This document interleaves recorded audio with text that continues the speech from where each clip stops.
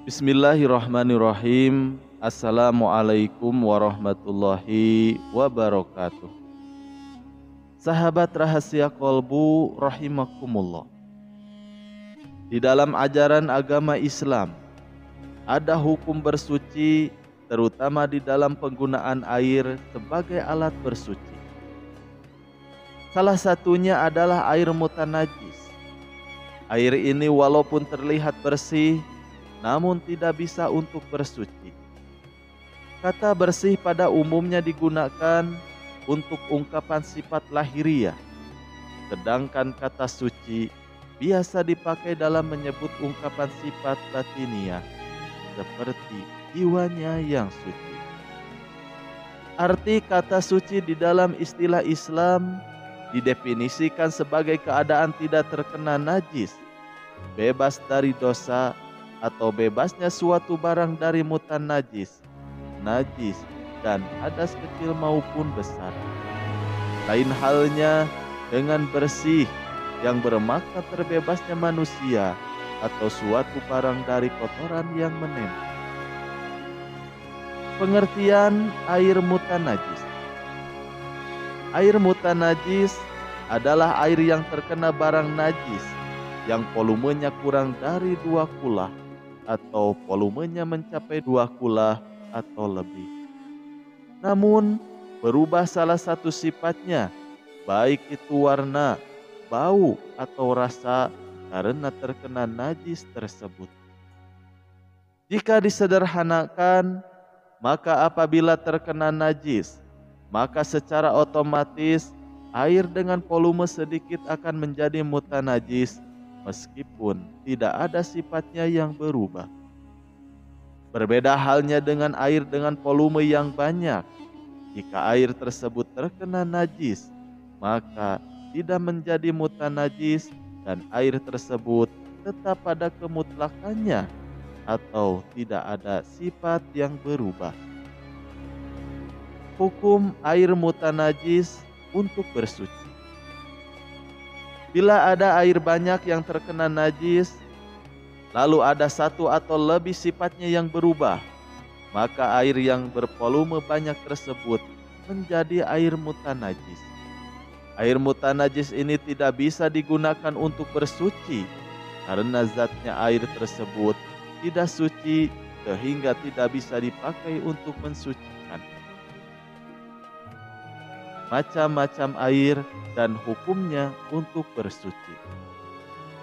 Adapun selain air mutanajis yang airnya tidak bisa dibuat bersuci, maka berikut ini kami jelaskan macam-macam air yang hukumnya bisa untuk bersuci. Yang pertama, air suci dan mensucikan. Air suci dan menyucikan artinya zat air tersebut suci dan bisa digunakan untuk bersuci. Air ini oleh para ulama fikih disebut dengan air mutlak. Menurut Ibnu Qasim Al-Ghazi, ada 7 macam air yang termasuk di dalam kategori ini. Ia mengatakan air yang dapat digunakan untuk bersuci ada 7 macam, yakni air hujan, air laut, air sungai, air sumur, air mata air salju, dan air dari hasil hujan es. Maka ketujuh macam air tersebut disebut sebagai air mutlak selama masih pada sifat asli penciptaannya.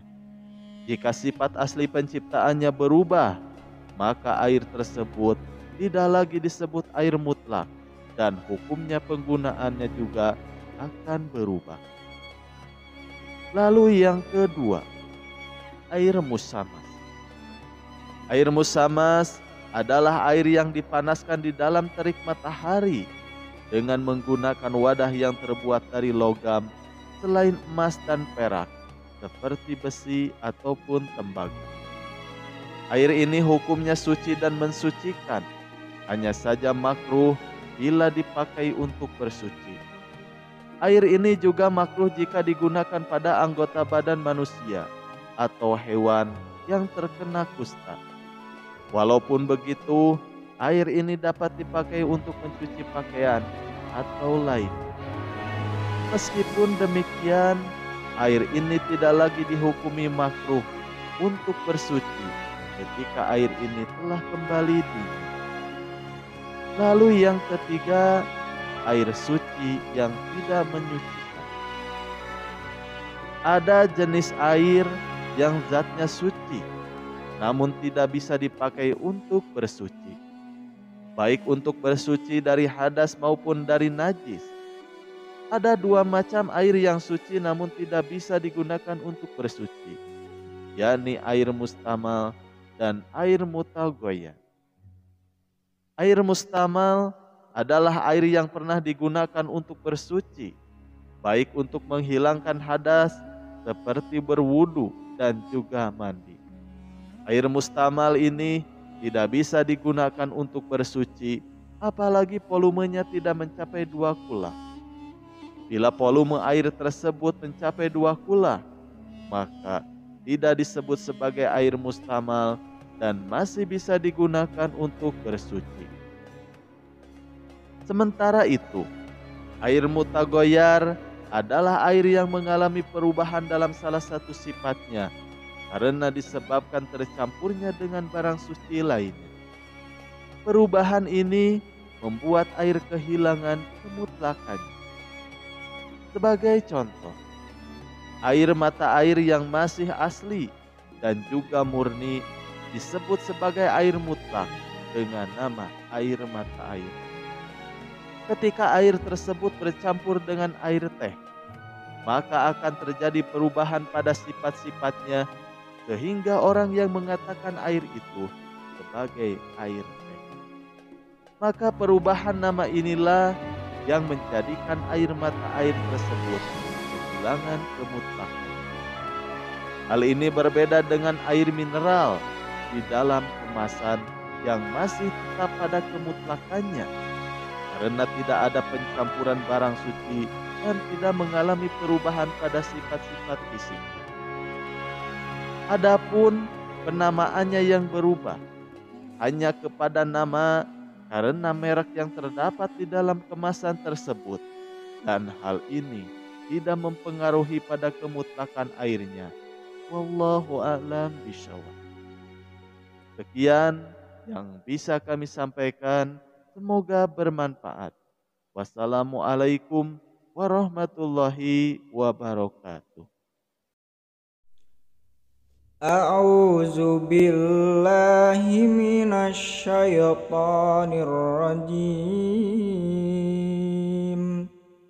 Bismillahirrahmanirrahim. Zalika mimma auha